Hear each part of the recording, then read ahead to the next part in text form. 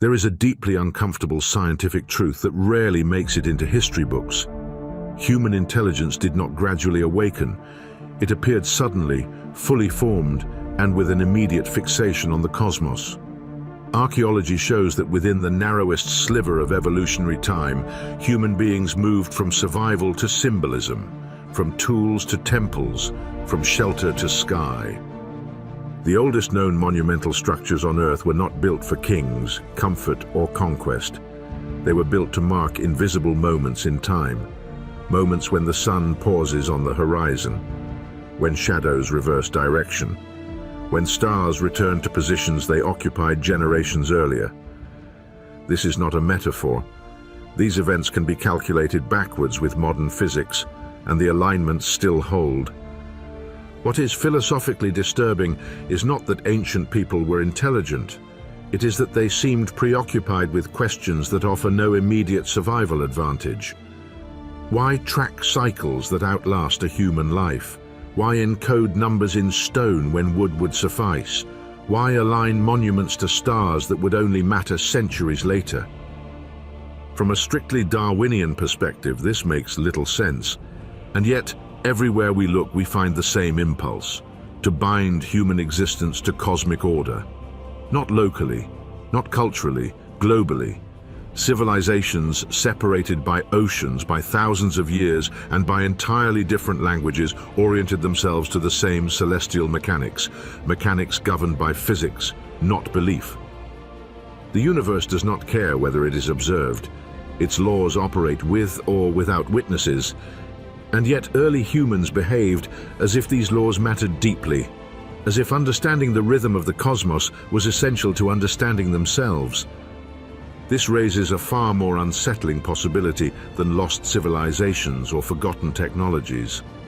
It suggests that meaning may not be invented by cultures at all, but extracted, pulled from the structure of reality itself.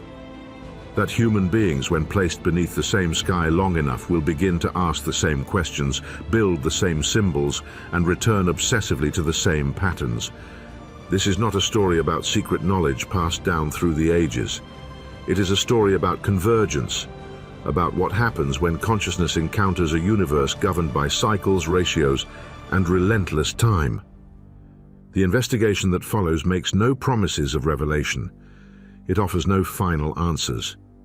What it does offer is something rarer: clarity. A disciplined examination of why ancient civilizations, without contact or coordination, seem to speak the same cosmic language. Because if these patterns persist across time and geography, then the mystery is not who taught humanity to see them. The mystery is why the universe made them impossible to ignore. What follows from this realization is not speculation, but measurement. Stones can be surveyed, angles can be calculated, shadows can be tracked. Archaeology, at its most disciplined, is not the study of stories. It is the study of material decisions frozen in time. Every block placed, every axis chosen, every orientation preserved is evidence of intent.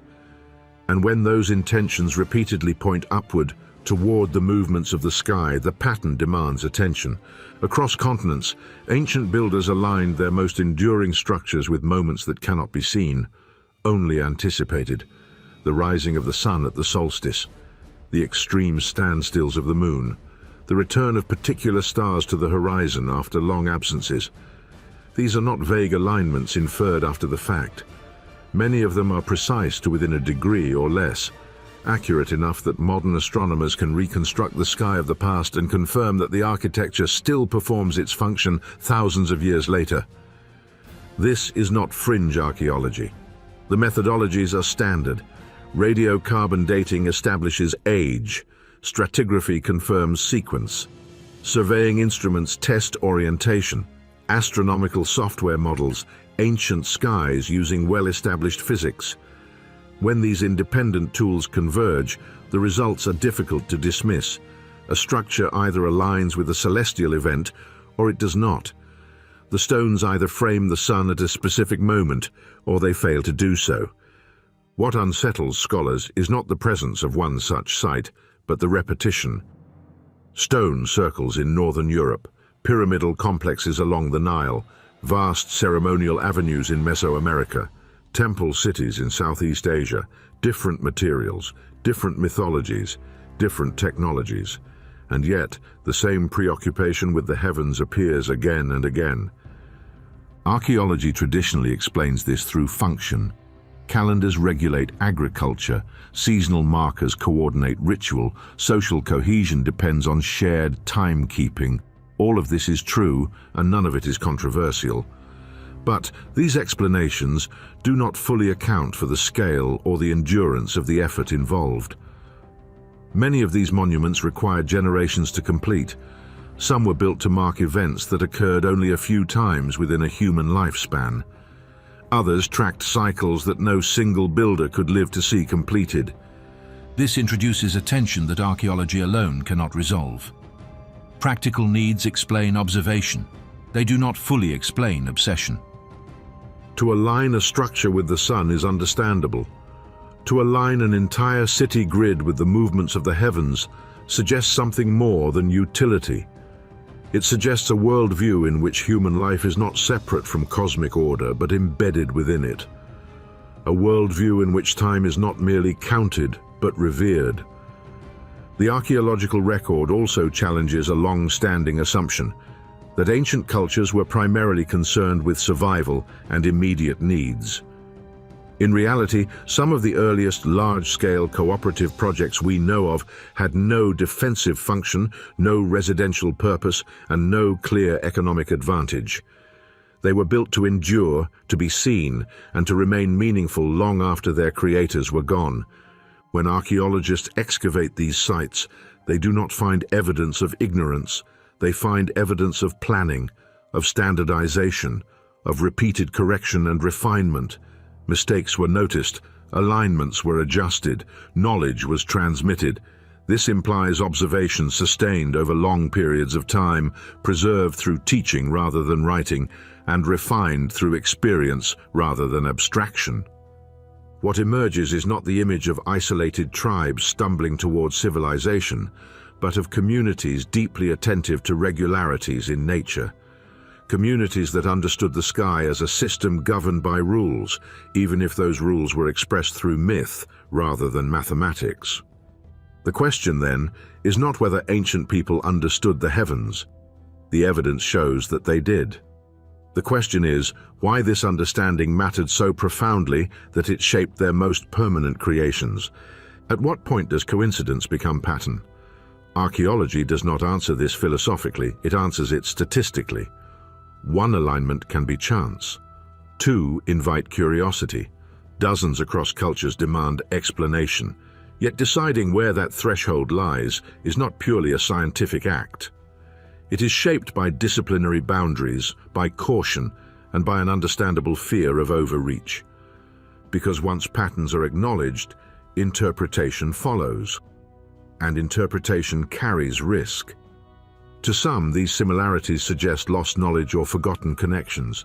To others, they demonstrate the inevitability of human reasoning under the same physical constraints. The sky is the same everywhere. The earth behaves the same beneath every footstep. Gravity, light, and time do not change with culture. Given enough generations, similar questions may yield similar answers. But this explanation, while sober, does not diminish the mystery. It sharpens it. Why did humans everywhere look upward first, before they wrote laws, before they built empires, before they defined themselves against one another? Why was the sky chosen as the primary reference point for meaning, order, and permanence? Archaeology can tell us what they built, when they built it, and how precisely it aligns with the heavens. It cannot tell us why the impulse was so universal or why it emerged so early.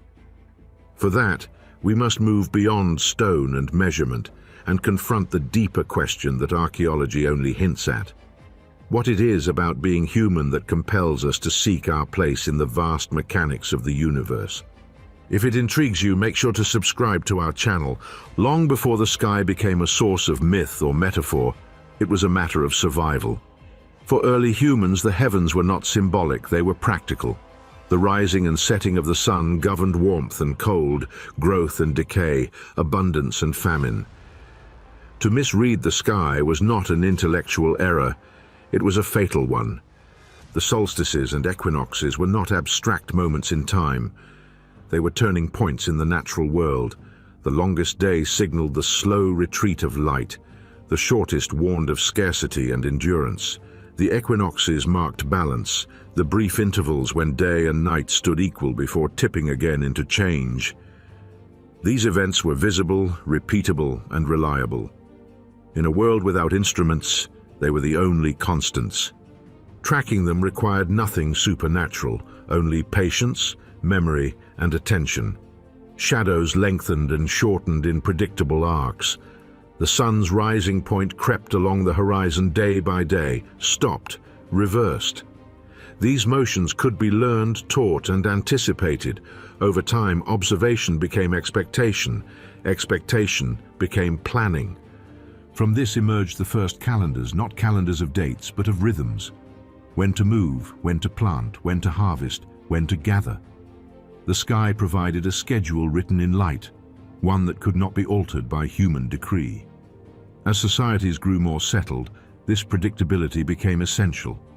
Agriculture does not tolerate guesswork. A few weeks too early or too late could mean starvation. This is where astronomy and social structure became inseparable. Knowing the sky conferred authority. Those who could anticipate seasonal change held power, not because they claimed divine insight, but because their knowledge worked. Ritual followed not as superstition, but as reinforcement. Communal ceremonies synchronized human behavior with environmental reality. They aligned memory across generations. They ensured that critical knowledge survived individual lifespans. In this sense, ritual was technology. It preserved data in human form. Across the world, different cultures devised different methods, but the reference frame was always the same. The sun rose, the moon cycled, the stars returned. These motions transcended language, geography, and belief. A solstice observed in one hemisphere obeyed the same physics as a solstice observed in another. The sky imposed a universal structure upon human life, whether it was recognized as such or not. Over time, this shared reference frame did something subtle but profound. It allowed human communities to think beyond the immediate present. Seasonal cycles encouraged foresight. Lunar cycles encouraged counting. Longer celestial rhythms encouraged continuity, an understanding that time extended beyond individual experience. The sky became humanity's first archive, not stored in objects, but in repetition. And as observational accuracy improved, something changed. The focus shifted from simply reacting to cycles to anticipating them with increasing precision. Stones replaced sticks, alignments replaced markers. Horizons were modified to frame moments that occurred only once a year, or even once in a lifetime. At this point, the sky ceased to be merely a tool for survival. It became a scaffold for meaning. Some structures mark planting seasons with functional efficiency. Others go further. They lock onto moments that have no direct agricultural benefit. They track events that unfold too slowly to matter for crops, yet too precisely to be accidental. These monuments suggest that at some stage humans began using the sky not only to survive the world, but to understand their place within it. And that is where the story quietly shifts. Because some ancient structures do not simply follow the seasons. They appear to map something far larger. Before geometry acquired meaning, it acquired purpose. Long before it was contemplated, it was used. Ancient builders did not begin with symbols, they began with problems. How to make walls stand, how to distribute weight, how to build larger, higher, and more permanently than wood or earth would allow. Geometry emerged not from abstraction, but from necessity. The earliest geometric knowledge is inseparable from construction. Straight lines define boundaries. Right angles stabilize corners. Circles allow for equal distribution of force. These are not philosophical insights. They are empirical discoveries made through repeated trial and error. A wall that leans collapses. A base that is uneven fails. Over generations, builders learned that certain shapes endure while others do not. Archaeology confirms this progression. The oldest stone structures show increasing regularity over time. Irregular arrangements give way to standardized blocks. Measurements become consistent. Angles repeat. This is visible in Neolithic stonework, in early Mesopotamian platforms, and later in Egyptian masonry. Precision increases as experience accumulates. Crucially, this development predates formal mathematics. Algebra did not exist. Written proofs did not exist. What existed was proportional reasoning, an intuitive understanding that relationships matter more than absolute size. A structure twice as large must still obey the same ratios if it is to remain stable. This insight allowed ancient builders to scale their constructions reliably without calculating numerical values in the modern sense. Ratios simplified complexity. If one side relates to another in a consistent way, the entire structure can be reproduced at different sizes. This principle is evident in ancient surveying tools. Plumb lines establish verticality. Measuring rods enforce consistency. Knotted ropes, widely documented in Egypt and Mesopotamia, allow builders to recreate right angles and proportional divisions. A rope divided into 12 equal segments can form a 3-4-5 triangle, producing a near-perfect right angle, an engineering solution known and used millennia before it was described mathematically. These techniques were practical, transferable, and effective. They allowed builders to impose order on space. Only later did geometry acquire meaning beyond function. Once forms proved reliable, they became repeatable. Once repeatable, they became standardized. And once standardized, they became visible as patterns. At that moment, geometry crossed a threshold. It was no longer just a method, it became a language. What is often called sacred geometry did not arise from mysticism imposed on architecture. It arose from architecture observed over time. Builders noticed that certain proportions produced harmony, not in an aesthetic sense alone, but in structural coherence. Symmetry balanced forces, axial alignment clarified orientation, circular and triangular forms distributed stress efficiently. These properties made geometry appear ordered, even inevitable, meaning followed function. Archaeological evidence supports this sequence. In Egypt, for example, the earliest mastaba tombs are simple rectangular forms, focused on stability and burial practice. Over centuries, these evolve into stepped pyramids, and eventually into smooth-sided pyramids with precise orientation and proportional consistency. Each stage reflects accumulated engineering knowledge, not sudden symbolic innovation. Measurements taken from surviving structures demonstrate intentional proportionality. The base lengths of major pyramids are consistent within fractions of a percent. Their orientations deviate from true north by only minutes of arc, an accuracy that implies repeated observation of stellar motion, likely using circumpolar stars as reference points. Geometry and astronomy converge here not because of symbolism, but because both serve precision. Similar patterns appear elsewhere. In ancient Mesopotamia, ziggurats were constructed using modular brick systems that enforced proportional scaling. In the Indus Valley, city grids reveal standardized ratios in street width and block size, suggesting pre-planned geometric layouts. In Neolithic Europe, circular enclosures and stone rings demonstrate radial symmetry that improves structural coherence and spatial organization. None of this requires sacred intent. It requires competence. Yet over time, something subtle occurs. As geometry becomes embedded in monumental architecture, it becomes associated with permanence. Stone structures last, wood decays, earth erodes. Geometry carved into stone appears eternal by comparison. This durability invites interpretation.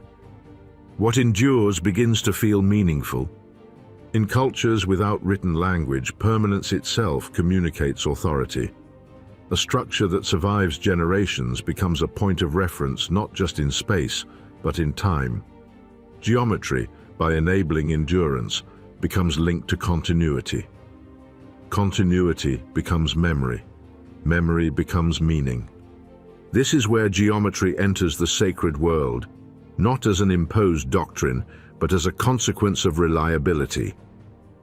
When certain proportions consistently produce stable, enduring forms, they acquire cultural weight. They are trusted, they are reused, they are taught. Over time, they become associated with order itself. Importantly, this does not mean ancient builders were encoding hidden messages. It means they were standardizing success. When later cultures inherited these forms, they inherited both the technique and the reverence attached to it. Geometry began to represent more than structure. It represented alignment, with the land, with the sky, with inherited knowledge. What had once been practical acquired symbolic resonance through repetition. This process explains why similar geometric forms appear across civilizations without requiring direct contact. Gravity behaves the same everywhere. Materials fail in predictable ways. Human perception favors symmetry and balance because these traits correspond to stability.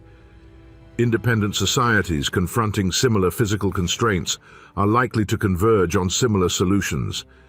And yet, as archaeologists measure and compare these structures, they encounter something that complicates the picture.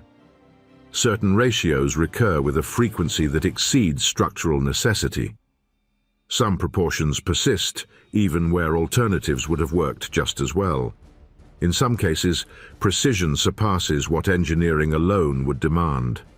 These repetitions do not prove intention beyond practicality, but they raise a question that cannot be dismissed by function alone. Why did particular relationships between length, height, and circumference become so persistent across time and geography?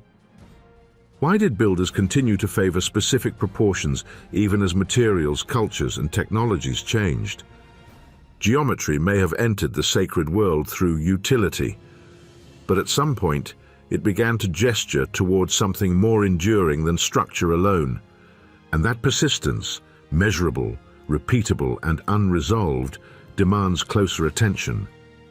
As geometry matured into a language of construction, numbers emerged as its grammar.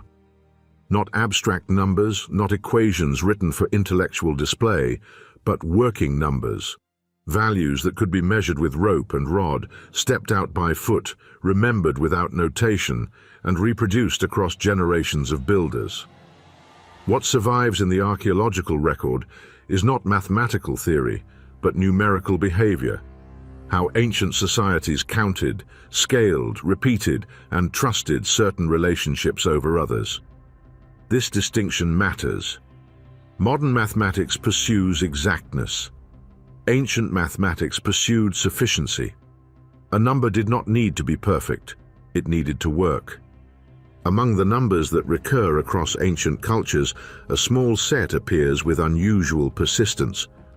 They surface not as inscriptions announcing their presence, but as proportions embedded in walls, foundations, and spatial layouts. They are visible only after the fact, when stone is measured long after the hands that shaped it are gone. One of the most enduring is the ratio now called pi, the relationship between a circle's circumference and its diameter. Pi is not an invention. It is not cultural. It is a physical property of space. Any society that draws a circle encounters it immediately, whether or not it has a name. Circular forms are among the earliest and most widespread architectural expressions in human history.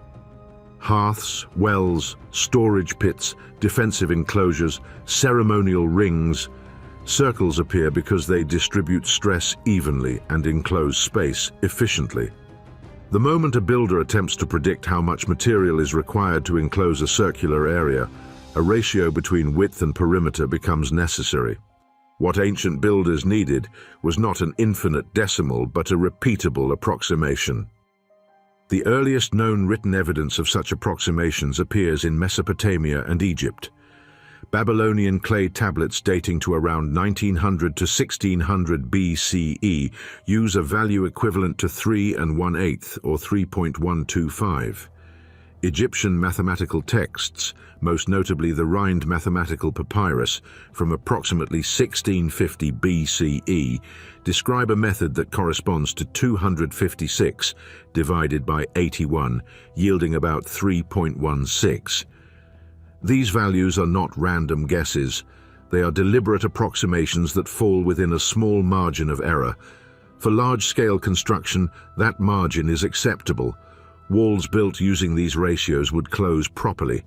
Columns would align. Circular foundations would meet themselves without distortion. From a scientific perspective, this demonstrates operational understanding rather than theoretical abstraction. The builders knew what worked because they tested it. Knowledge accumulated through practice, not proof. Archaeological evidence reinforces this interpretation. Circular structures across ancient sites show consistent proportional relationships between diameter and circumference. The deviations that exist fall within the tolerances expected from hand-measured construction using rope, stakes, and visual alignment. There is no sign of random variation. There is consistency, which implies method. The same pattern holds in cultures that left no mathematical texts at all. Neolithic stone circles in Europe, circular mounds in Asia, and curved ceremonial enclosures in the Americas all demonstrate controlled geometry. These societies did not need to know pi in a symbolic sense to use it. They needed to reproduce a ratio that worked. This is the key distinction often lost in modern interpretation. Pi appears not because it was worshipped, but because it is unavoidable. Whole number scaling follows the same logic. Ancient architecture is overwhelmingly modular. Builders worked with standardized units: the Egyptian cubit, the Mesopotamian foot, the Roman pace, the Mesoamerican measure based on the human body. These units allowed teams to coordinate without written plans. A length could be called out, remembered, and checked visually. Once a unit was chosen, structures were planned as multiples of that unit. Lengths doubled, widths halved, axes divided into equal segments. This practice simplified construction and reduced error. It also created numerical repetition across sites. In Egypt, the royal cubit measured approximately 52.3 centimeters and was subdivided into palms and fingers. This hierarchical system allowed both precision and flexibility. Large dimensions could be scaled easily, while small adjustments remained possible. Temples, pyramids, and causeways reflect this modular logic. In Mesopotamia, a base 60 counting system influenced measurement. 60 divides evenly into many factors: 2, 3, 4, 5, 6, which makes it extraordinarily practical for dividing space and time. This is why degrees, minutes, and seconds persist today. Their origin is not symbolic, it is functional. In Mesoamerica, base 20 systems shaped spatial planning. This influenced not only counting, but architectural spacing and calendrical design. Different numerical bases produced different expressions, yet the underlying principle remained the same. Numbers existed to organize reality, not to mystify it. This brings us to the most controversial ratio of all, the golden ratio, often denoted by the Greek letter phi and approximated as 1.618. Defined geometrically, the golden ratio occurs when a line is divided so that the ratio of the whole to the larger segment is the same as the ratio of the larger segment to the smaller. This relationship produces a self-similar proportion that remains constant as scale changes. In practical terms, it creates rectangles and shapes that retain balance when enlarged or reduced. There is no credible evidence that ancient builders named this ratio as a universal constant or treated it as a mathematical law in the modern sense. There is evidence, however, that certain proportional relationships recur in architecture where visual balance, structural coherence, and scalability were important. Rectangular forms approximating this ratio distribute mass and visual weight evenly. They avoid extremes. They neither stretch space too thin nor compress it too tightly. For facades, chambers, and stepped structures, such proportions feel stable to the human eye. This perceptual stability is not mystical. It is physiological. Human vision is sensitive to proportion. Cognitive science has shown that certain ratios are processed more easily and perceived as more harmonious. This does not require conscious calculation. It emerges from how the brain interprets spatial relationships. Measurements of some ancient structures approach this proportion. In certain Egyptian pyramids, the ratio between height and half base approximates 1.618 when measured within acceptable tolerances. In classical Greek architecture, temple facades often fall within a range that includes the golden ratio.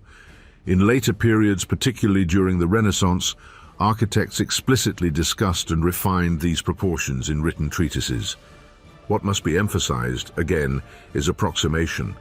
Ancient structures were not built to decimal precision. Stone erodes, foundations settle, reconstructions alter dimensions.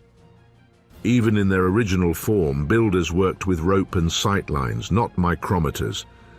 The significance lies not in exactitude, but in preference. Builders could have chosen other proportions. Structures would have stood. Gravity allows a range of solutions, yet certain relationships were favored repeatedly. Over time, successful proportions became conventional. Convention hardened into tradition. Tradition acquired authority. Numbers that worked became numbers that were trusted. This process explains repetition without invoking secret knowledge. It also explains why similar ratios appear in different cultures without requiring direct transmission. When the same constraints operate on the same human perceptual system, similar solutions emerge. Other numbers recur for equally practical reasons. 12 divides cleanly into halves, thirds, and quarters. This makes it ideal for dividing time and space. It appears in months, hours, architectural segmentation, and ritual cycles. 60, as noted, offers exceptional divisibility. 4 stabilizes orientation through cardinal directions. 8 and 16 allow symmetry and modular expansion. When archaeologists map ancient sites, they repeatedly find layouts based on simple integer relationships. A ceremonial avenue twice the length of a plaza. A temple axis divided into equal segments. A city grid organized around repeated modules. These patterns reflect planning efficiency, not numerology. Yet efficiency alone does not fully explain persistence. A structure does not fail if its proportions vary slightly. A pyramid does not collapse if its slope changes by a few degrees. A temple does not lose function if its facade is marginally wider or narrower. And yet, builders often adhered closely to inherited ratios even when alternatives were structurally viable. This suggests that numbers accumulated meaning through success. They became associated with stability, durability, and order. Over generations, this association deepened. Builders did not need to understand why a proportion worked. They only needed to know that it did. At this point, function shades into significance. This is where modern interpretation often falters. The leap from repetition to revelation is tempting. Hidden codes, cosmic constants, lost sciences, these narratives impose modern expectations onto ancient practice. They mistake continuity for conspiracy. What the evidence supports is something quieter and more disciplined. Ancient builders were not encoding secrets. They were preserving reliability. And yet, when the same numerical relationships appear across distant cultures, embedded in their most enduring constructions, the effect is unsettling. Not because it proves advanced mathematics beyond its time, but because it reveals how deeply the physical world shapes human choice. Stone obeys gravity. Circles obey geometry. Human perception favors balance. Within these constraints, certain numbers are bound to reappear. The remarkable fact is not that these ratios exist. It is that humans, again and again, recognize their usefulness and chose to keep them. The real question is not whether ancient builders could have chosen differently. They could have. The question is why, across millennia and continents, they so often chose not to. At the foundation of every ancient worldview lies a simple, unavoidable reality. Time does not flow evenly. It turns, it returns, it repeats. Long before humans measured space with stone, they measured time with light and shadow. The earliest patterns recognized by human consciousness were not geometric, but temporal. The most immediate cycle is day and night. Caused by Earth's rotation on its axis, this cycle is constant, universal, and inescapable. Every human who has ever lived has experienced it. For early societies, this rhythm governed activity and rest, hunting and shelter, exposure and safety. The alternation of light and darkness required no interpretation. It imposed itself. From this emerged longer cycles. The yearly movement of the sun along the horizon revealed the seasons. As Earth orbits the sun, its axial tilt causes variations in daylight length and solar altitude. These variations determine temperature, rainfall patterns, and biological growth. For early humans, recognizing seasonal change was essential. Migration routes, planting schedules, and animal behavior all depended on it. Archaeological evidence shows that ancient communities tracked these seasonal cycles with increasing precision. Post holes, standing stones, and horizon markers align with solstitial sunrise and sunset points. These alignments are not symbolic reconstructions. They are measurable. When tested, many still function as intended. The sun rises or sets exactly where the builders anticipated, on specific days of the year.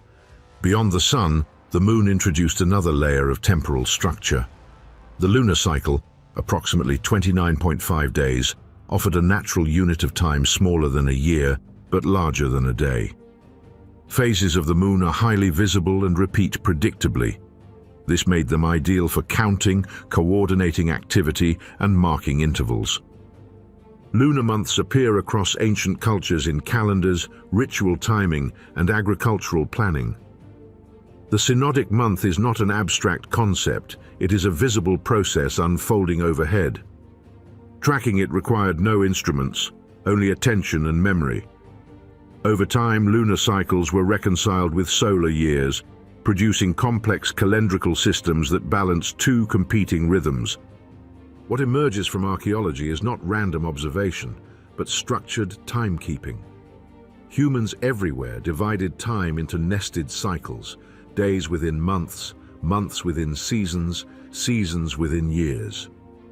These divisions appear independently across cultures, shaped by the same astronomical mechanics. But beyond these familiar rhythms lies a deeper, less obvious cycle, one that unfolds not over days or years, but over millennia. This cycle is known as the precession of the equinoxes. It is a consequence of Earth's axial wobble, caused primarily by gravitational interactions with the moon and the sun. As Earth spins, its axis traces a slow circular motion, completing one full cycle approximately every 25,920 years. This movement causes the positions of the equinoxes to shift gradually against the background of stars. Precession is not a hypothesis, it is a measured physical phenomenon. Modern astronomy accounts for it with extreme precision. What makes it extraordinary in an ancient context is its timescale. Precession is so slow that it cannot be perceived within a single human life. Even over several generations, the shift is subtle, yet its effects are cumulative and real.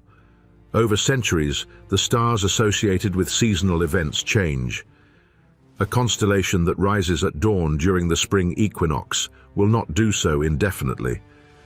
Over thousands of years, that role transfers to another region of the sky. The celestial backdrop of time itself drifts. Recognizing precession requires something rare, sustained observation across many generations, or the inheritance of long-term records. It requires comparison, an awareness that the sky of the present does not exactly match the sky of the past. This awareness is not trivial. It implies memory extended beyond individual experience. This is where the pattern shared by ancient civilizations becomes striking. Myths, symbols, and architectural orientations across cultures reflect an awareness of slow cosmic change. Animal symbolism shifts. Seasonal associations evolve.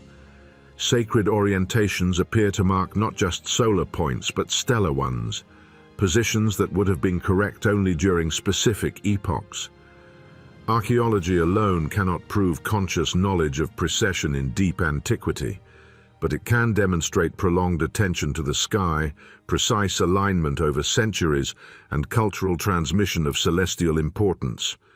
These conditions make awareness of long-term cycles plausible, even if not formally articulated.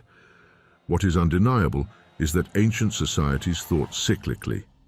Time was not a straight line progressing toward an endpoint. It was a wheel, a return, a renewal. This worldview appears in agricultural practice, in ritual repetition, and in cosmological narratives across the ancient world. The scientific basis for this thinking lies in astronomy. The sky does not progress toward novelty. It returns to familiar patterns, altered only slightly. Humans adapted their understanding of time to match this reality. Birth and death mirrored sunrise and sunset. Civilizations rose and fell like seasons. Continuity mattered more than permanence. This cyclic conception of time shaped how ancient people built, recorded, and remembered. Monuments aligned to recurring events reinforced this worldview physically. Each year, the sky confirmed what stone already suggested, that time moves forward by returning. What distinguishes advanced ancient cultures is not that they noticed cycles, but that they embedded them into collective memory. Calendars, rituals, and structures worked together to preserve temporal knowledge across generations. Time became something that could be shared, not just experienced. The persistence of this pattern, cyclical time expressed through solar, lunar, and stellar reference points, appears across civilizations with no direct contact. This is not coincidence, it is convergence. The same sky imposed the same constraints, and human societies responded in similar ways. Yet this raises a deeper question. If ancient cultures structured their lives around cycles extending far beyond immediate experience, then their sense of time was broader than survival alone required. Could they have sensed, even dimly, that they were participants in rhythms far older and far larger than themselves? When time stretches beyond the reach of living memory, it must be carried another way. Before writing, before numerical records, before formal chronology, human societies relied on story. This was not entertainment, it was infrastructure. Myth was the mechanism by which information survived the limits of individual lifespan. From an anthropological perspective, this is well established. Oral cultures encode practical knowledge, geography, ecology, genealogy, within narrative structures that are memorable, repeatable, and resistant to distortion. Rhythm, symbolism, and repetition act as stabilizing forces. A story that survives unchanged for centuries does so because it carries something essential. As astronomical observation extended human awareness beyond immediate cycles, the same mechanism applied. The sky changed slowly, too slowly to be tracked by memory alone. Story became the vessel for time. This is where long cycles transform into myth. Across ancient civilizations, narratives emerge that share structural similarities despite cultural differences. They speak of ages rather than years, of worlds that renew themselves, of great returns and gradual declines. These are not historical chronicles in the modern sense. They are temporal frameworks, ways of organizing reality when precision measurement is impossible. Animals appear frequently in these stories, not arbitrarily, but as sky-anchored symbols. Creatures that rise, fall, hunt, or migrate mirror seasonal behavior and stellar motion. Gods embody forces that repeat rather than progress. They die and are reborn. They disappear and return. Their power waxes and wanes in rhythm with the heavens. This is not speculation imposed retroactively. Cognitive science and anthropology both demonstrate that human beings naturally map abstract concepts onto concrete forms. Time becomes a character, cycles become narratives, change becomes drama. This translation makes long-term patterns intelligible. Importantly, these myths do not require astronomical literacy in a modern sense. They require continuity. Each generation inherits the story, performs it, and passes it on. The meaning persists, even as the original observations fade. The story remains accurate not because it is analyzed, but because it is lived. This is why myth often resists linear chronology. Ancient narratives rarely move from origin to conclusion. They loop, they repeat, they begin again. This mirrors the structure of the natural world as it was experienced. Seasons return, stars reappear, life regenerates. When examined across cultures, the pattern is consistent. Time is not framed as an arrow, but as a cycle. History is not cumulative, it is rhythmic. Destruction is followed by renewal. Decline precedes rebirth. These ideas are not philosophical abstractions. They reflect observation encoded as narrative. From a scientific standpoint, this makes sense. Without writing, precise data cannot be preserved, but patterns can. Myths preserve relationships rather than quantities. They remember that something happens, not exactly when or how often. This is sufficient for cultural continuity. Over time, as societies grew more complex, these stories accumulated layers, practical observation blended with social identity, ritual authority, and cosmological explanation. What began as memory became meaning. What began as pattern became belief. Crucially, this process does not require deception or superstition. It is adaptive. It allows knowledge to persist across time spans that exceed human memory. It binds communities together through shared temporal understanding. It anchors identity in a world governed by cycles. What archaeology and comparative mythology reveal is not uniform content, but uniform structure. Different names, different images, different landscapes, but the same temporal logic. Ages rise and fall, forces recur.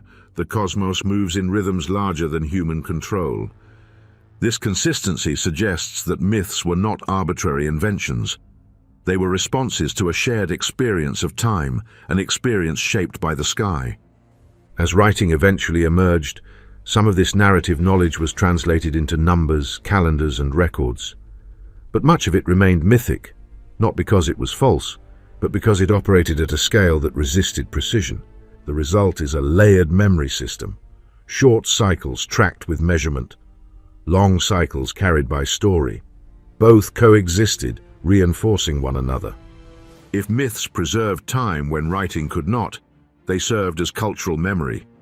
Not memory of events, but memory of structure, of how the world behaves over long durations. This leads to an unavoidable question. If societies relied on myth to carry temporal knowledge across generations, could they have relied on something else to anchor it in space? If stories preserved time, could monuments preserve memory? As myths carried time through story, stone carried it through space. When memory needed to outlast the human voice, architecture became its vessel. This transition from sky to stone marks one of the most consequential shifts in human history. It is the moment when knowledge ceased to rely solely on transmission and began to rely on endurance. Stone does not forget easily. Unlike wood, it does not rot within generations. Unlike text, it does not require literacy. Unlike oral tradition, it does not depend on continuous repetition. Once placed, it remains, subject only to erosion, catastrophe, or deliberate destruction. For ancient societies, this durability made architecture uniquely suited for preserving what mattered most. Archaeology shows that the earliest monumental structures were not primarily decorative. They were not designed for comfort nor for aesthetic excess. They were deliberate interventions in the landscape, positioned with care, oriented with intention. Ornamentation came later, precision came first. Orientation mattered more than appearance. Across ancient sites, the most consistent feature is not decoration, but alignment. Walls, corridors, and axes are laid out in relation to cardinal directions or celestial events.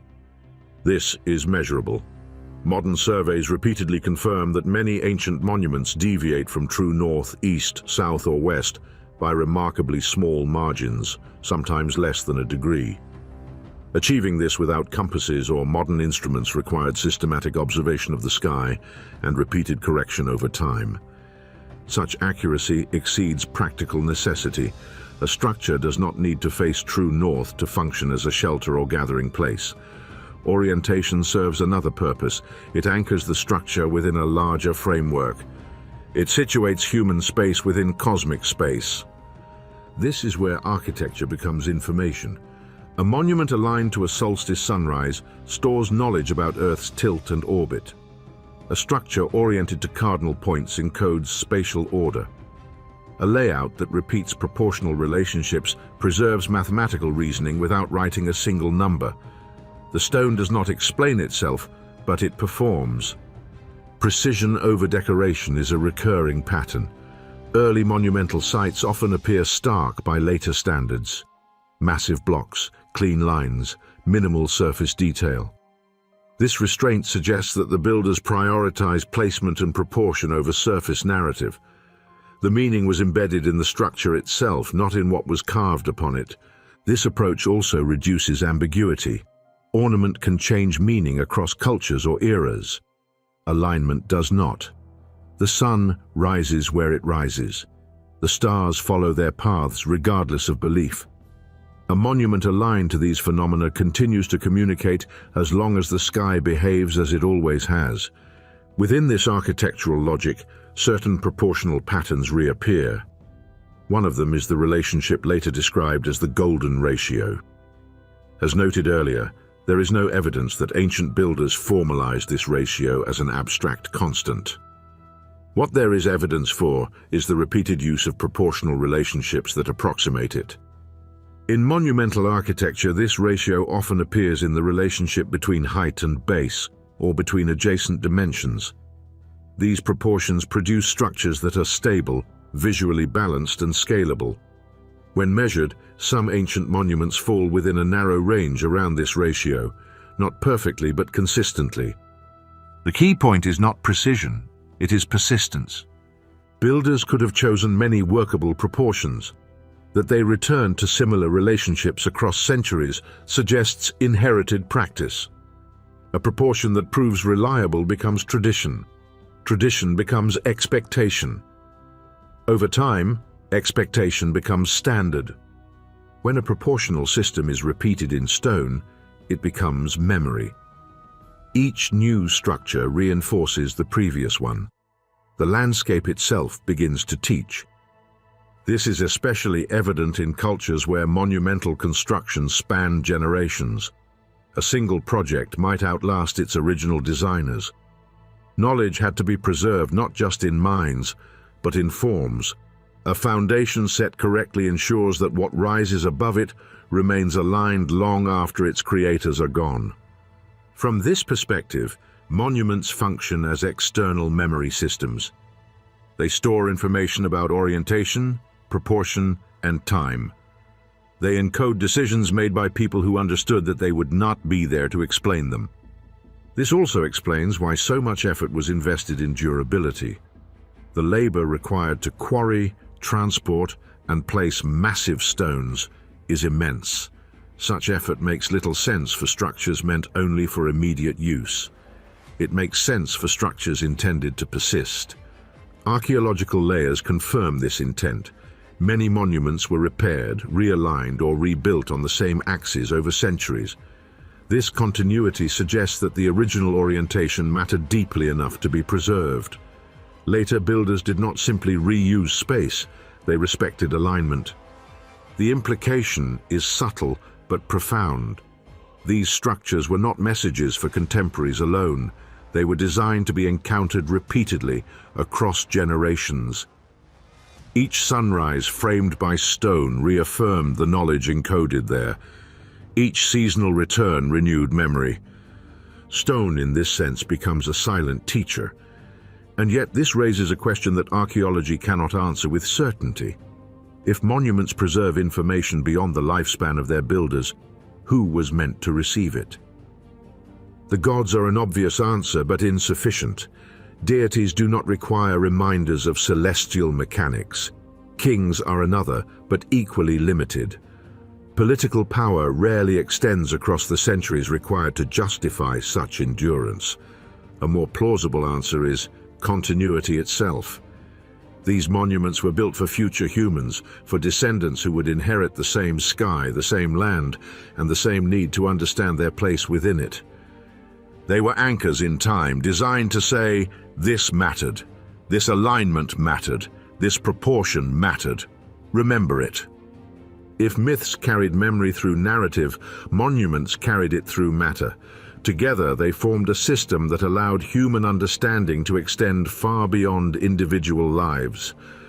But intention remains the unresolved question.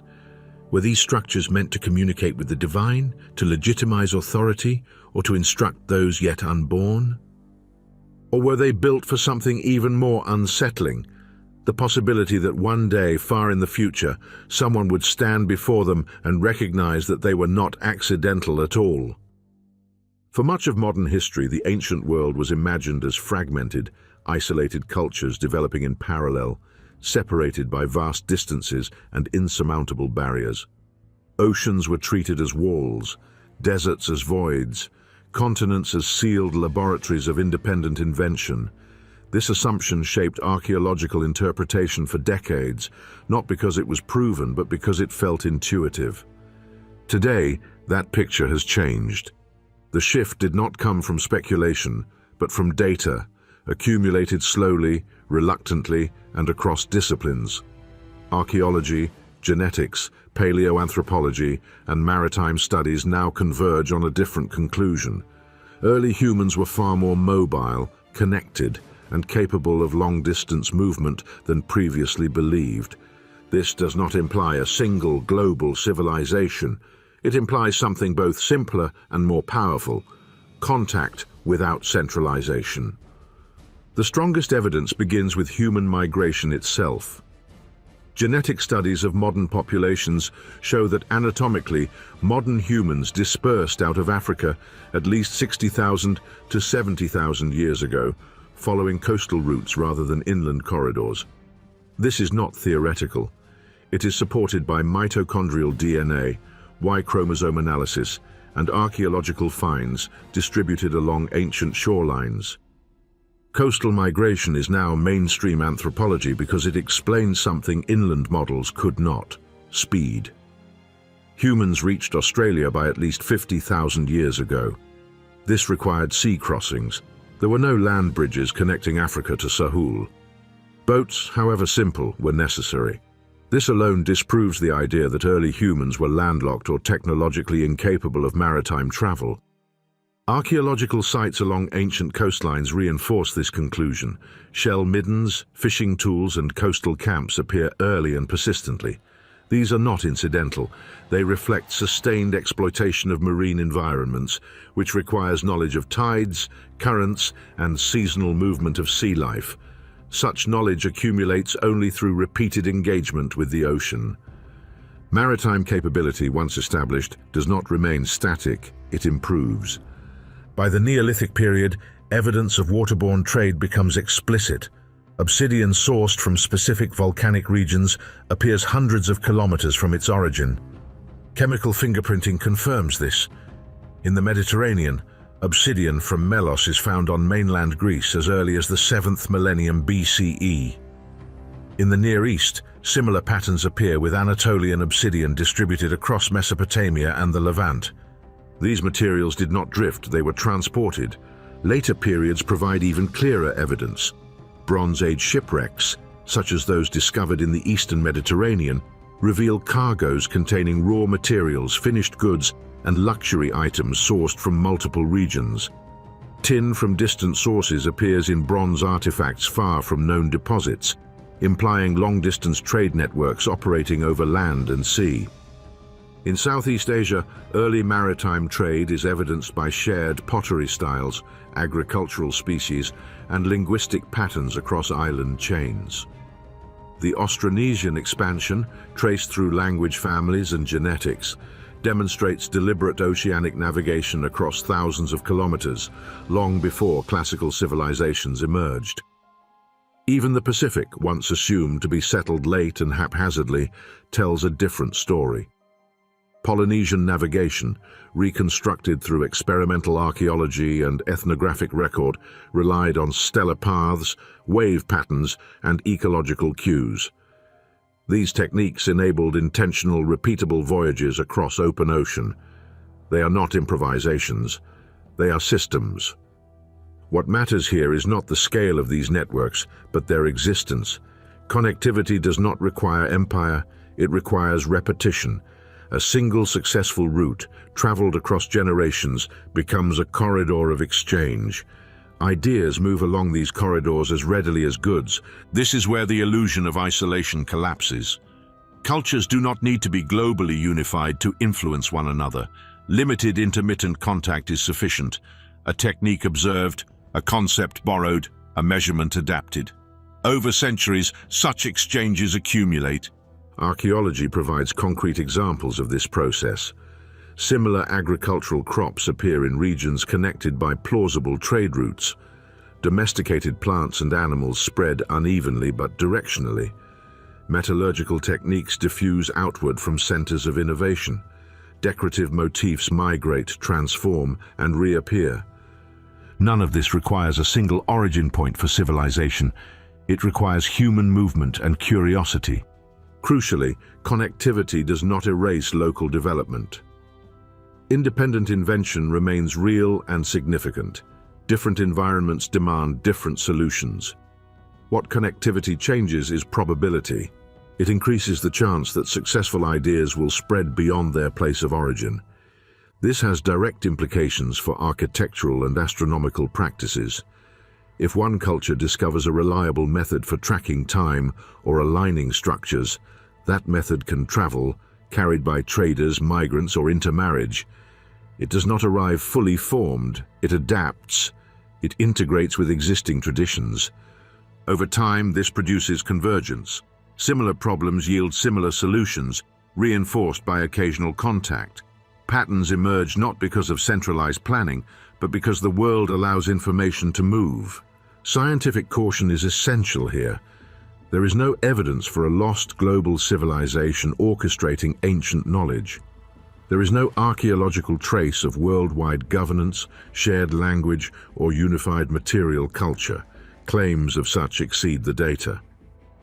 What the data does support is a gradual expansion of human connectivity over deep time, coastlines as highways, rivers as arteries, seas as connectors rather than barriers.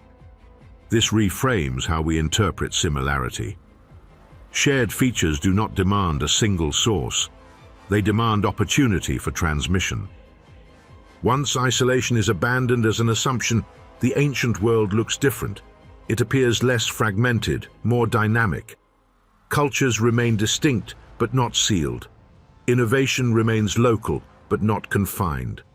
Connection does not require uniformity. It requires contact.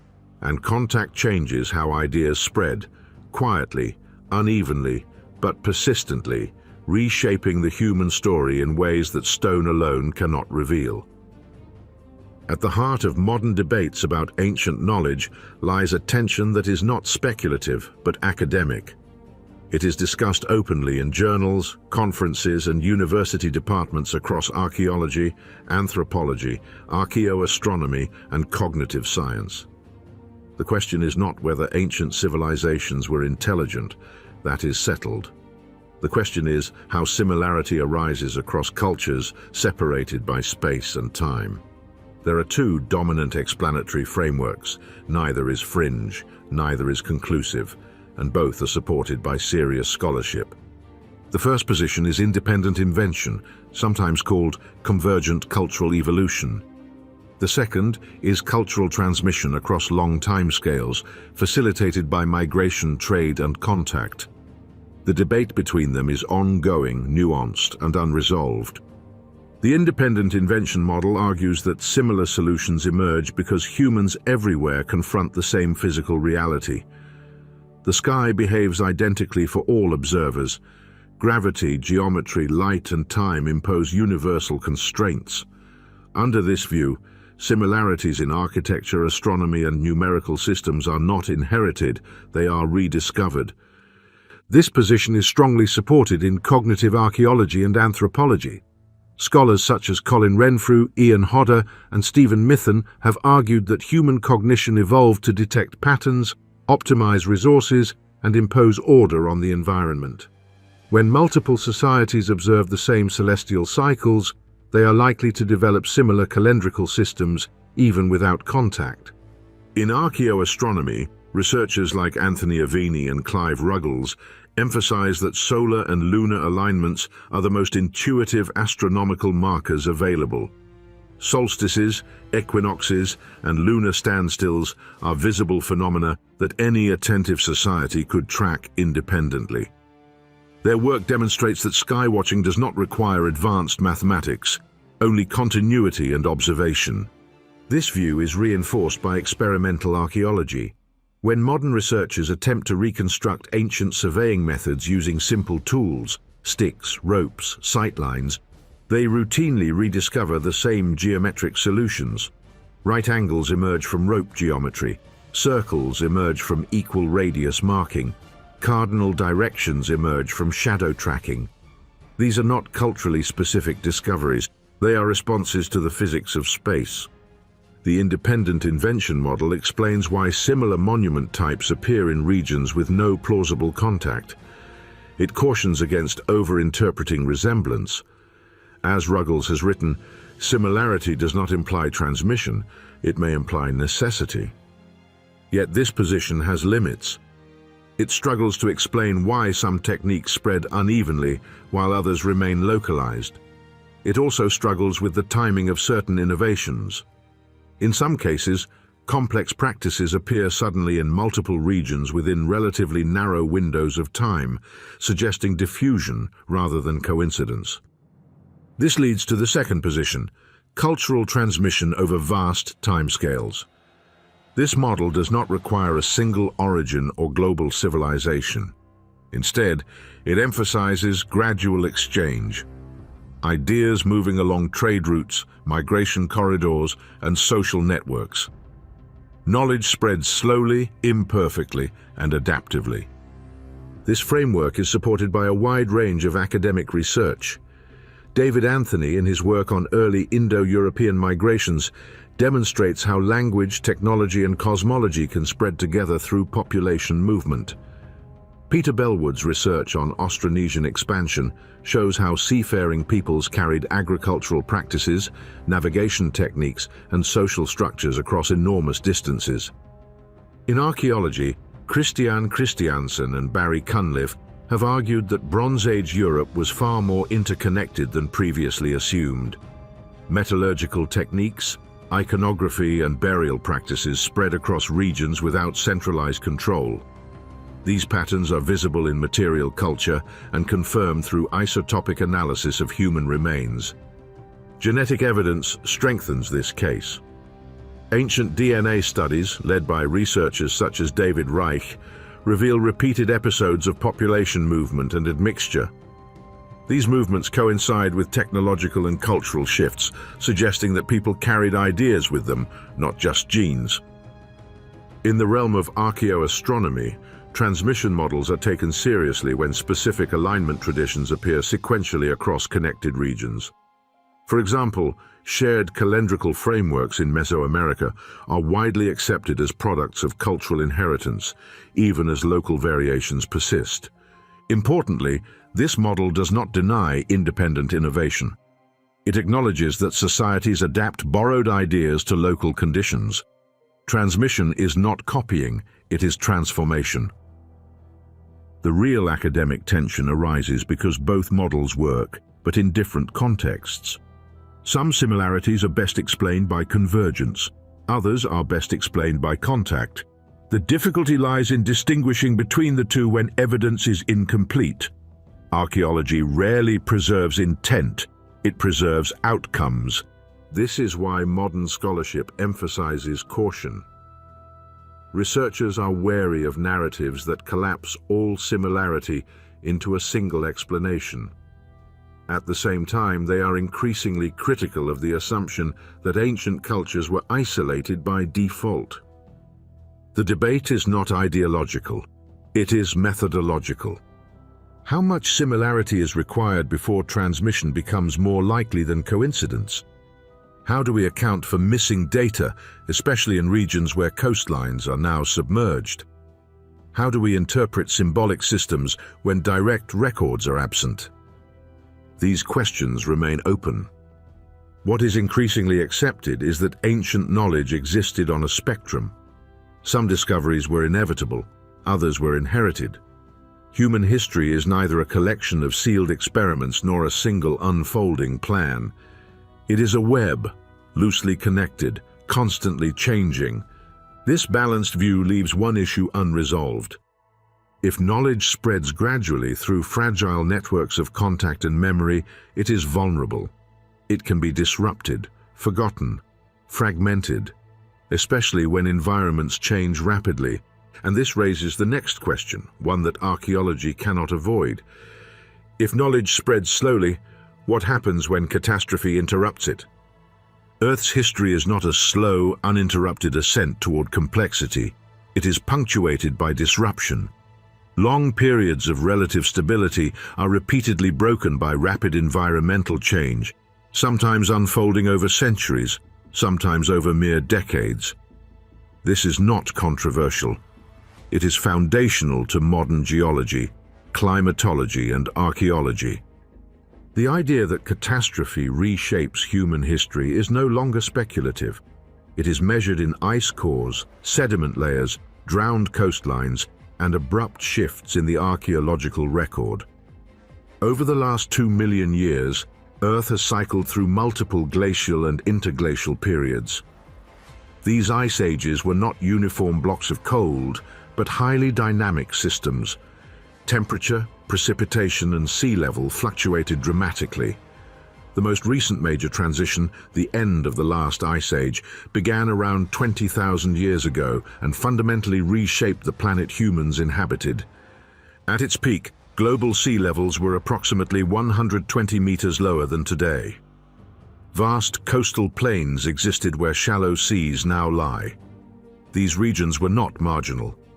They were among the most productive ecosystems on Earth. River deltas, estuaries, and continental shelves supported dense human populations, rich in food and navigational opportunity. As the climate warmed, ice sheets melted. This process was not smooth. Paleoclimate data shows that meltwater pulses occurred, periods when sea levels rose meters within a human lifetime. One well-documented example, Meltwater Pulse 1A, occurred around 14,600 years ago, raising global sea levels by approximately 20 meters in less than 500 years. For coastal populations, this was not gradual change. It was displacement on a civilizational scale. Entire landscapes vanished, shorelines moved inland, river systems reconfigured, settlements were abandoned or submerged. The archaeological record reflects this disruption not through destruction layers alone, but through absence. There are gaps, missing chapters where continuity should exist. This phenomenon is now widely acknowledged in archaeology. Submerged prehistoric sites have been discovered off the coasts of Europe, Asia, Australia, and the Americas. The continental shelf of the North Sea, known as Doggerland, once supported Mesolithic communities before being inundated between roughly 9,000 and 6,000 years ago. Similar submerged landscapes exist in Southeast Asia's Sunda Shelf and along the Bering Land Bridge. These were not isolated hunter-gatherer camps. Evidence suggests long-term habitation, seasonal movement, and environmental management. When the sea rose, these societies did not simply migrate intact. They fragmented. Catastrophe does not erase humanity, it reshapes it. The same pattern appears in later periods. Abrupt climate events such as the 8.2 kiloyear event, a sudden cooling triggered by glacial lake outburst floods, coincide with cultural transitions across the Near East and Europe. Drought episodes have been linked to the decline of complex societies, including the Akkadian Empire and the classic Maya. These are not speculative correlations. They are supported by isotopic analysis, lake sediment cores, and paleobotanical data. What emerges from this research is a consistent picture. Civilizations do not fail solely because of internal weakness. They fail when environmental thresholds are crossed faster than adaptation allows. This reframes how we think about disappearance. Cultures do not simply end, they dissolve. Knowledge does not vanish instantly, it erodes. Some practices survive because they are portable. Oral traditions, ritual frameworks, and basic astronomical knowledge can migrate with people. Other knowledge does not. Infrastructure-based systems, large-scale architecture, precise surveying traditions, region-specific engineering depend on stability, labor continuity, and place. When catastrophe strikes, priorities shift. Survival replaces abstraction. Memory contracts to what is immediately useful. From a scientific perspective, this explains why archaeological continuity is often uneven. We see sudden simplification following periods of complexity. This is not regression in intelligence, it is adaptation under constraint. Importantly, catastrophe does not discriminate between advanced and simple societies. Environmental disruption resets systems indiscriminately. Agricultural calendars collapse when seasons shift. Trade networks fail when coastlines change. Sacred landscapes lose their reference points when horizons move. This reset effect is well documented in resilience studies and systems theory. Complex systems are efficient but fragile. They outperform simple systems under stable conditions and fail faster under stress. When they collapse, what remains are fragments. In the archaeological record, these fragments can be misleading. Later societies inherit remnants, stones, alignments, stories, without full context. They reuse, reinterpret, and sometimes mythologize what they no longer understand. This is not a claim of lost super-civilizations. It is a claim about loss gradients. Knowledge does not fall off a cliff, it thins. Some information survives because it is encoded redundantly across ritual, architecture, and story. Other information survives because it is embedded in the environment itself, such as orientation to sunrise or seasonal cycles. Still, other knowledge disappears entirely because it requires continuous institutional memory. Catastrophe accelerates this filtering process. From a geological standpoint, Earth has experienced dozens of rapid climate events within the span of human existence. From a human perspective, each one would have felt total. From the planet's perspective, they are brief transitions. This mismatch in timescale is critical. Humans plan across generations, Earth changes across millennia, but sometimes acts within centuries. When those scales intersect, civilizations are vulnerable. What survives catastrophe is not necessarily the most sophisticated knowledge, but the most resilient. Patterns outlast particulars, cycles outlast dates, orientation outlasts inscription. This explains why certain ideas appear ancient yet incomplete. They are echoes, not blueprints, survivals, not systems. Modern science does not support a single forgotten golden age erased by disaster, but it does support repeated episodes where cultural complexity was reduced, redistributed, and reassembled under new conditions. Each reset reshapes inheritance. Which brings us to the most difficult question archaeology faces, not what was lost, but what endured. When environments collapse and societies fragment, what knowledge dies with them, and what survives?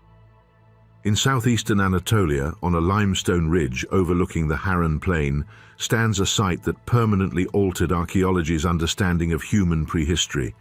Göbekli Tepe is not legendary. It is not speculative. It is one of the most rigorously documented archaeological discoveries of the last half-century. Its implications are not philosophical by choice, but by necessity. Göbekli Tepe has been securely dated to approximately 9,600 to 8,200 BCE, placing its earliest construction over 11,500 years ago.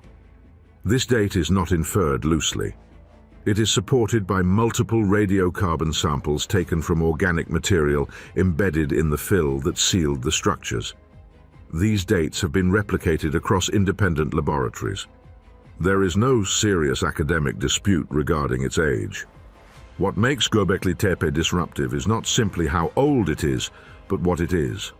The site consists of multiple circular and oval enclosures built from massive limestone pillars, some weighing between 10 and 20 tons. These T-shaped monoliths were quarried, transported, carved and erected with precision. Many are decorated with high-relief carvings of animals, foxes, boars, serpents, vultures, scorpions, rendered with anatomical accuracy and stylistic coherence. This is not casual construction. It required planning, coordination, skilled labor, and sustained effort over generations. Yet, Göbekli Tepe predates agriculture. No evidence of domesticated plants or animals has been found in association with its earliest phases. The builders were hunter-gatherers. This conclusion is based on faunal remains dominated by wild species, the absence of domesticated cereal markers, and tool assemblages characteristic of the pre-pottery Neolithic A period. This directly contradicts a long-standing assumption in archaeology that sedentary life, surplus food production, and social stratification were prerequisites for monumental architecture and complex ritual behavior. Göbekli Tepe demonstrates the opposite. Here, large-scale ritual construction appears before farming. Social coordination appears before permanent settlement.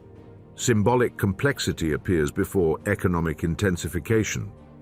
This inversion forced archaeologists to reconsider the linear narrative of civilization. The idea that humans first settled, then farmed, then developed religion and monumentality no longer holds universally. Klaus Schmidt, the archaeologist who led excavations at Göbekli Tepe for over 2 decades, described the site as evidence that first came the temple, then the city. This was not metaphorical. It was an empirical conclusion drawn from stratigraphy and material analysis. The enclosures at Göbekli Tepe were not residences. There are no hearths, no domestic waste layers, no signs of daily living.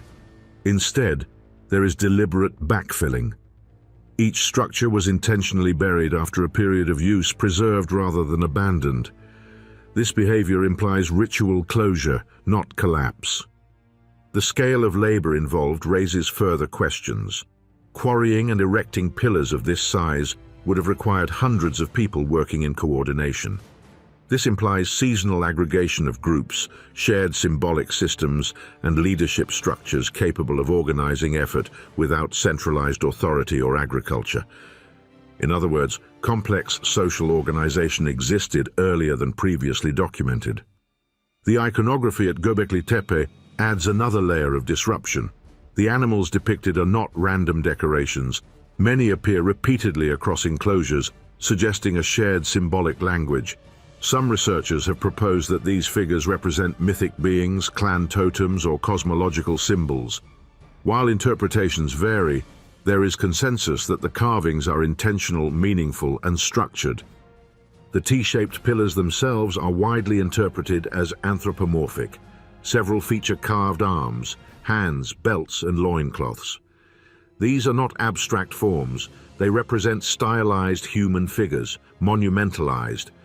This suggests that the builders were not simply marking a place, but enacting a world view, one in which humans, animals, and the landscape were bound within a symbolic order. Astronomical interpretations of Göbekli Tepe are debated but grounded in measurement. Some researchers have examined the orientation of enclosures and proposed alignments with cardinal directions or specific celestial events. These hypotheses remain under investigation, and no single astronomical function has been conclusively demonstrated. What is established is that orientation was deliberate. The structures are not randomly placed. Equally significant is what followed Göbekli Tepe. Within a few centuries of its main construction phase, evidence of agriculture begins to appear in the surrounding region. Domesticated einkorn wheat, barley, and legumes emerge in the archaeological record. Animal domestication follows. The Fertile Crescent becomes one of the first centers of agricultural development. This temporal sequence suggests a profound shift. Rather than agriculture enabling ritual centers may have driven the need for agriculture.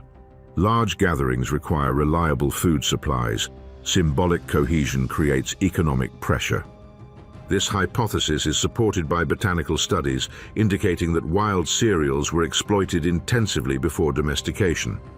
Human intervention may have accelerated evolutionary change in plants, driven by the demands of ritual aggregation. If correct, this reframes the origin of civilization. Social imagination precedes economic transformation. Belief structures catalyze material change. Göbekli Tepe is not an isolated anomaly. Other pre-pottery Neolithic sites, such as Nevelachori and Karahan Tepe, display similar architectural and symbolic features. This suggests a regional tradition rather than a singular experiment. What Göbekli Tepe shattered was not chronology alone, but confidence. It revealed how incomplete the archaeological record is, especially for periods before permanent settlement. It exposed how much knowledge can exist without leaving conventional traces. Most importantly, it demonstrated that complex behavior does not require the conditions we once thought essential. When archaeologists say Göbekli Tepe changed everything, they mean it literally. It forced a re-evaluation of how civilization begins, what motivates collective action, and how knowledge is organized in deep time. If monumental ritual came before agriculture, if symbolic systems came before cities, then the boundary between prehistoric and historic is less a line than a gradient. And if one site can rewrite the timeline so completely, it invites a final, unsettling question. If complex ritual came first, what else might predate history? The most dangerous moment in any investigation is not ignorance, but certainty.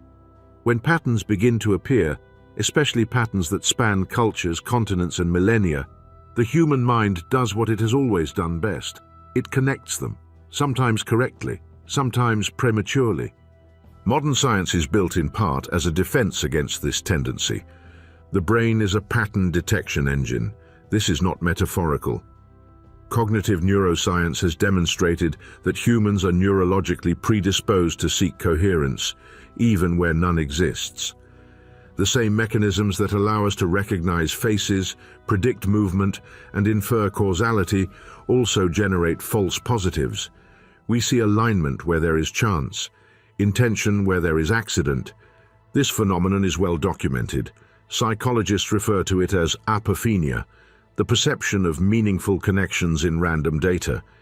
It is not a flaw, it is an evolutionary advantage. A species that assumes rustling in the grass might indicate danger survives more often than one that waits for proof. But when applied to archaeology and deep history, this instinct becomes hazardous.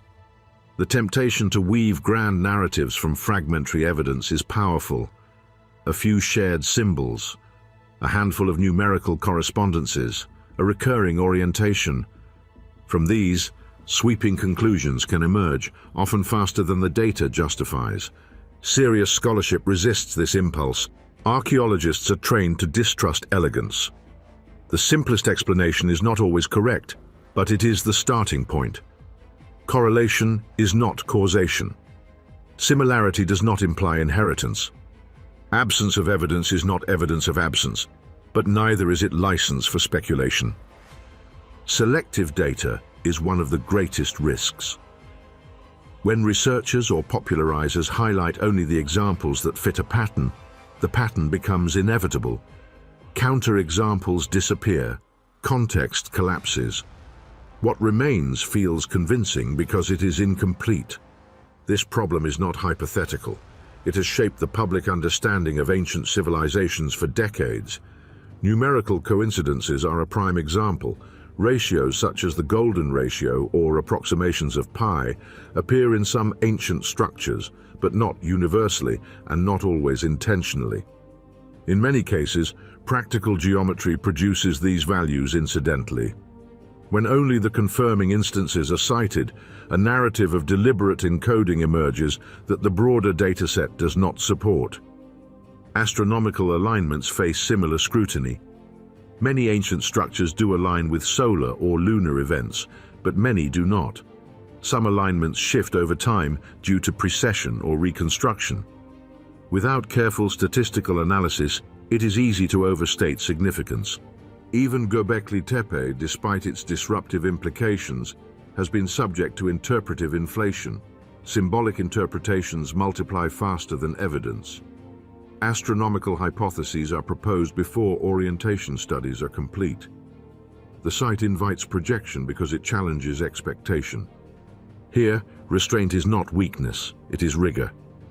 Philosophically, this tension is ancient. David Hume warned against inferring causality beyond experience. Karl Popper argued that scientific theories must be falsifiable, not merely compelling. More recently, Nassim Nicholas Taleb has emphasized the danger of narrative fallacy, the tendency to impose story structure on random or complex processes.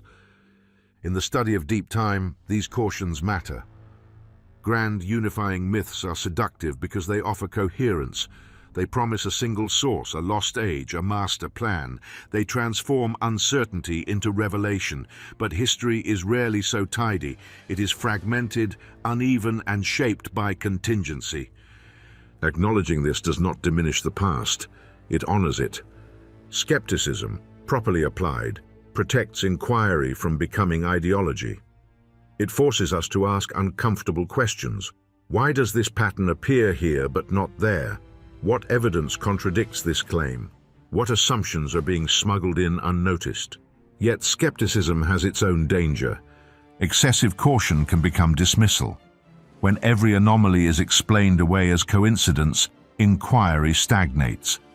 When unconventional questions are rejected reflexively, evidence is filtered before it is examined. Science advances not by rejecting patterns, but by testing them. The history of archaeology is filled with examples where early skepticism delayed recognition. The existence of Neanderthal culture, the antiquity of seafaring, the sophistication of non-literate societies. Each was once considered implausible. Each is now established. The challenge, then, is balance. We must resist the urge to collapse similarity into conspiracy or singular origin. But we must also resist the assumption that all resemblance is meaningless. The sky is shared. Human cognition is shared. Environmental pressures are shared. Some convergence is inevitable. Some transmission is probable. The task is not to choose belief or disbelief, but to remain methodical. Patterns should be proposed tentatively, tested relentlessly, and revised without attachment. They should be framed as questions, not conclusions. When evidence accumulates, confidence may grow, but it must remain conditional. This disciplined uncertainty is not indecision. It is intellectual honesty.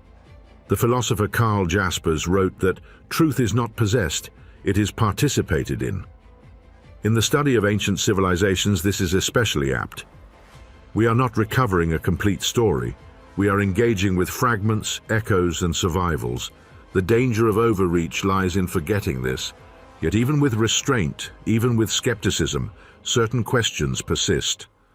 Some similarities remain stubborn. Some patterns recur despite methodological caution. Some alignments resist easy explanation. Skepticism can tell us when not to believe, but it cannot always tell us what to ignore. And that leaves us in a productive tension. Because while overreach distorts understanding, dismissal impoverishes it. And if careful skepticism cannot fully explain what we see, then the final task is not to abandon inquiry, but to refine it. Yet skepticism alone cannot explain everything either. When the noise of speculation is stripped away, when coincidence is separated from correlation, and when restraint is applied with discipline rather than fear, a quieter picture emerges. It is less dramatic than the myths we are tempted to tell, but far more credible. This is the picture the evidence allows us to see. First, it allows us to say with confidence that ancient intelligence was profoundly underestimated. For much of modern history, early societies were framed through a lens of deficiency. Without writing, without metal, without modern mathematics, they were assumed to lack abstraction, foresight, and systemic thinking. This assumption was not based on evidence. It was inherited from a progress-driven narrative that equated technological accumulation with cognitive capacity. Archaeology no longer supports this view. The precision of early astronomical observation, the planning required for large-scale construction, and the symbolic coherence of ancient ritual landscapes demonstrate advanced conceptual ability. These societies understood cycles, proportions, and long-term coordination. They operated with temporal horizons that extended beyond individual lifetimes. This intelligence was not specialized in the modern sense. It was integrative. Knowledge of the sky, land, community, and ritual were not separate domains. They formed a single cognitive framework, one in which observation, memory, and meaning were inseparable. Philosophically, this challenges the assumption that abstraction increases with modernity. It suggests instead that abstraction changes form. Ancient intelligence was not primitive, it was ecological. It was tuned to pattern rather than calculation, continuity rather than acceleration. Second, the evidence allows us to say that astronomy unified human thinking across cultures. This does not mean identical beliefs or shared doctrines. It means that the sky functioned as a common reference frame. The same sun marked time. The same moon structured months. The same stars returned predictably. Across continents, humans looked upward not out of mysticism, but necessity. The sky was the most stable system available. Rivers shifted, climates changed, landscapes transformed, the heavens endured. Astronomy provided the first universal grammar. It allowed societies to synchronize activity, coordinate ritual, and anchor memory. It linked past, present, and future through repeatable motion. It gave time a structure. Philosophically, this matters because it reveals a shared orientation toward reality. Before political borders, before written language, before formal science, there existed a collective human engagement with the cosmos. This engagement shaped how meaning was constructed. The sky did not dictate belief, it constrained interpretation. Within those constraints, cultures expressed diversity. But the underlying structure, the recognition of cycles, return, and order, was shared. This is why similarities appear without requiring a single source. The environment itself becomes the teacher. Third, the evidence allows us to say that monumental architecture encoded time and order. Stone was not chosen for beauty alone, it was chosen for durability. Monuments endure because they were intended to. They persist not as messages in a modern sense, but as anchors. They fix relationships between space, time, and observation. Orientation mattered more than ornamentation. Alignment mattered more than narrative. Many ancient structures are sparse by design. Their power lies in placement, not decoration. This suggests a philosophical intent that differs from later monumental traditions. These were not statements of dominance. They were instruments of continuity. They allowed communities to recalibrate themselves, to mark seasons, reaffirm order, and locate themselves within a larger rhythm. Architecture, in this sense, functioned as external memory. It preserved relationships that could not be carried by individuals alone. It stabilized culture against the erosion of time. Yet this does not imply mastery. Here lies the critical distinction. Meaning is not the same as control. Recognizing cycles does not grant power over them. Encoding time does not stop it. Ancient societies understood the cosmos, but they did not command it. This humility is evident in their work. The monuments do not attempt to alter celestial motion. They respond to it. They align, not dominate. They observe, not impose. Philosophically, this reveals a worldview fundamentally different from modern technological ambition. Where modernity seeks to overcome limits, ancient cultures often sought to live within them. Order was not something to be engineered, but something to be acknowledged. This is perhaps the most important conclusion the evidence allows. Ancient civilizations were not failed versions of us. They were coherent systems adapted to their conditions. Their intelligence was contextual. Their achievements were relational. Their legacy is not instruction but orientation.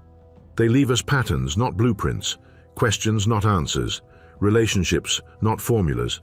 And that is why the investigation does not end with certainty, because understanding that meaning does not equal mastery leaves one question unresolved. If they understood so much and controlled so little, what were they truly trying to preserve? The longer this investigation unfolds, the more a quiet reversal takes place. What once appeared to be an external mystery, lost knowledge, vanished builders, hidden designs, begins to turn inward. The patterns do not dissolve, they remain, but their center of gravity shifts. The real blueprint was never etched solely into stone. It was formed in the space between perception and reality.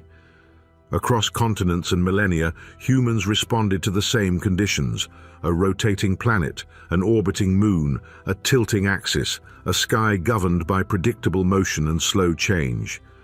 This environment did not merely surround human consciousness, it shaped it.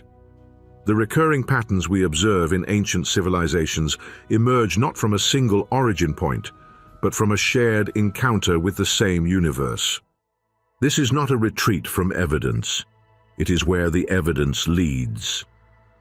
Consider the consistency of certain behaviors. Humans everywhere oriented themselves to the horizon. They tracked the rising and setting of the sun. They noticed the moon's phases, the stars' return, the seasons' rhythm. These observations are not cultural inventions. They are biological responses to an external system that rewards attention and punishes neglect. From a scientific standpoint, this makes convergence inevitable. The human visual system is optimized for detecting movement and contrast. The sky provides both. The circadian system is entrained by light and darkness. Seasonal affective changes are physiologically real. Agricultural success depends on timing. Navigation depends on fixed points. The cosmos becomes relevant long before it becomes symbolic. What differs across civilizations is not the stimulus but the expression. Stone circles, pyramids, causeways, calendars, myths, these are translations. Each culture renders the same fundamental encounter into its own material language. Geometry becomes a way to stabilize space. Number becomes a way to compress time. Myth becomes a way to preserve memory. Architecture becomes a way to hold relationships steady across generations. Seen this way, sacred geometry is not mystical encoding. It is cognitive economy. Ratios such as pi and proportional symmetry arise because they efficiently describe circles, movement, and balance. They reduce complexity. They allow large structures to be planned, repeated, and repaired. When these ratios recur across cultures, it is not necessarily because knowledge was transmitted intact, but because the same constraints produce similar solutions. The same applies to alignment. Orienting a structure to sunrise or solstice does not require advanced theory, only patience, observation, and repetition. Over time, precision increases. Knowledge refines itself. What begins as survival becomes ceremony. What begins as function becomes meaning. This progression is visible archaeologically. Practical observation precedes symbolic elaboration. Utility gives rise to ritual. Function gives rise to significance. The pattern, then, is not a map left behind by a lost civilization. It is a record of how human cognition interacts with a stable cosmic order. Philosophically, this is profound. It suggests that meaning does not descend from the past as instruction. It emerges repeatedly from engagement. Each civilization, faced with the same sky, asks the same questions in its own language. Where are we? When are we? What endures? What returns? What must be remembered? These are not historical questions. They are existential ones. Science does not negate this interpretation. It supports it. Modern cosmology reveals a universe governed by deep regularities. Planetary motion follows predictable laws. Atomic behavior obeys symmetry. Time itself unfolds within constraints. Order is not imposed by humans, it is discovered. Ancient societies did not formalize this as equations, but they experienced it directly. Their monuments are not declarations of mastery. They are acknowledgements of participation. This distinction matters. When we search for a singular ancient source, we assume knowledge flows from past to present as inheritance, but the evidence suggests something subtler. Knowledge also flows from environment to mind, repeatedly, independently, whenever conditions allow. This explains both similarity and difference. It explains why patterns recur, but never replicate perfectly. It explains why no single blueprint exists, only families of resemblance. It also explains why catastrophe does not erase everything. When societies collapse, monuments crumble, and languages disappear, the sky remains. The conditions that generated meaning persist. New cultures look up and begin again. Not from zero, but from the same starting relationship. This is why the human story resists linear progress. It loops, it renews, it recalibrates. The philosopher Immanuel Kant once argued that space and time are not properties of the world alone, but frameworks through which the human mind perceives reality. While modern science refines this view, the core insight remains relevant. We do not encounter the universe raw. We encounter it through structured perception. Ancient monuments externalize that structure. They show us how humans once stabilized their relationship with vastness, how they made the infinite navigable, how they rendered time visible. Seen in this light, the debate over lost civilizations becomes less important than the continuity of inquiry. What persists is not a secret code, but a mode of attention. This perspective also guards against romantic distortion. It allows us to honor ancient achievement without inflating it, to recognize sophistication without inventing omniscience, to respect intelligence without projecting modern obsession backward. The real inheritance is not answers. It is questions refined by repetition. How do we live within cycles we cannot control? How do we remember across generations? How do we anchor meaning in a world that changes? How do we reconcile impermanence with order? Stone, sky, number, and myth are not separate domains. They are coordinated responses. Each captures a different dimension of the same encounter: space, time, pattern, memory. And this convergence is not accidental, it is structural. The human mind evolved in dialogue with a patterned universe. The traces of that dialogue remain visible, not because they were preserved deliberately for us, but because they were effective. The danger lies in mistaking resonance for revelation. The past does not whisper secrets meant only for us. It demonstrates how meaning emerges when attention meets structure, how intelligence organizes itself around stability, how culture crystallizes from constraint. This realization does not diminish mystery. It deepens it. Because if the blueprint was never external, never hidden in stone or encoded by a vanished elite, then its persistence demands a different kind of responsibility. It means the patterns are still being generated, now. We still orient ourselves. We still encode time. We still search for order in vastness. The medium has changed. The impulse has not. So the question that remains is not what they knew.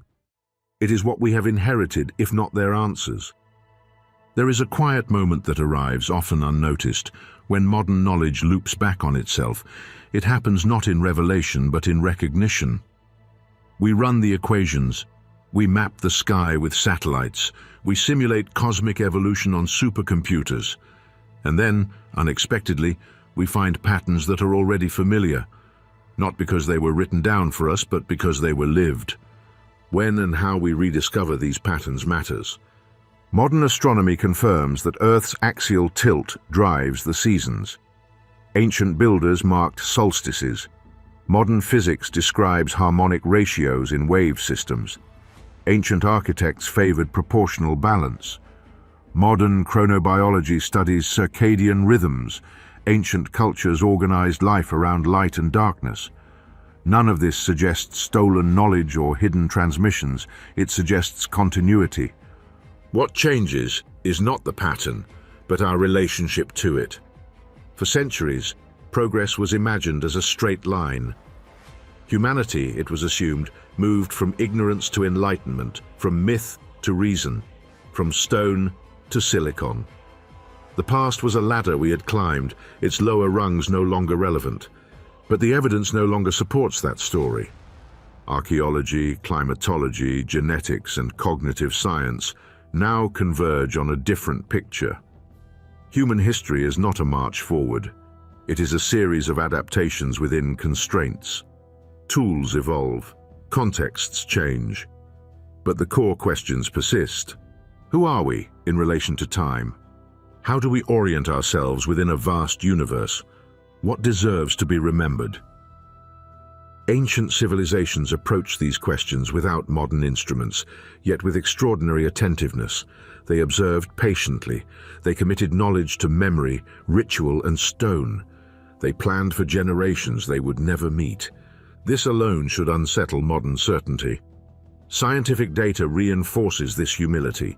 We now know that Homo sapiens have existed for at least 300,000 years. For over 95% of that time, humans lived without writing, metal, or modern technology, yet they migrated across continents, adapted to extreme environments, and developed sophisticated social systems. Recent research in paleoanthropology shows that symbolic behavior, art, ornamentation, ritual burial, appeared far earlier than once believed. Cognitive modernity was not a sudden leap. It was a deep, gradual unfolding. This reframes intelligence itself. It is no longer credible to measure intelligence solely by technological output. Ancient societies optimized for continuity, not acceleration. Their success was measured in survival across instability, not dominance over environment. Modern science, ironically, is now rediscovering the value of this perspective. Climate models reveal planetary limits.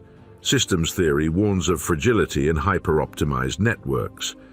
Sustainability research emphasizes balance over extraction. In this sense, we are not surpassing our ancestors. We are converging with them. We are relearning what they never forgot, that human systems exist within larger cycles they do not control. The monuments we study today are not manuals for advancement. They are records of attention. They show what humans chose to stabilize when everything else was uncertain: time, orientation, relationship.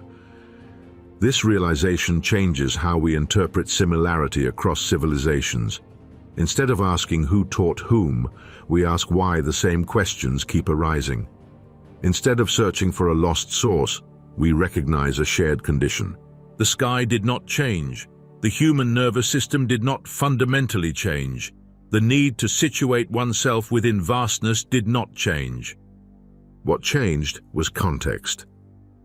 When modern observers encounter ancient patterns, the temptation is to decode them as messages, hidden instructions, lost sciences, warnings meant for us. But the more sober interpretation is more powerful. These patterns were not designed to be found. They were designed to function. They function by aligning communities with cycles larger than themselves. This brings us to the present. We live in a time of unprecedented information, yet diminishing orientation. We measure more than any civilization before us, yet struggle to agree on meaning. We track time in milliseconds, yet feel perpetually out of sync. Ancient societies, by contrast, measured less but aligned more. This is not nostalgia. It is contrast. The return, then, is not to ancient belief, but to ancient posture, a way of standing within the world that acknowledges limits without surrendering curiosity, that seeks order without claiming ownership. The philosopher Hannah Arendt warned that progress without grounding leads to alienation. The anthropologist Claude Lévi-Strauss argued that so-called primitive thought was not inferior, but differently organized, concerned with relationship rather than control. Modern science increasingly echoes these insights.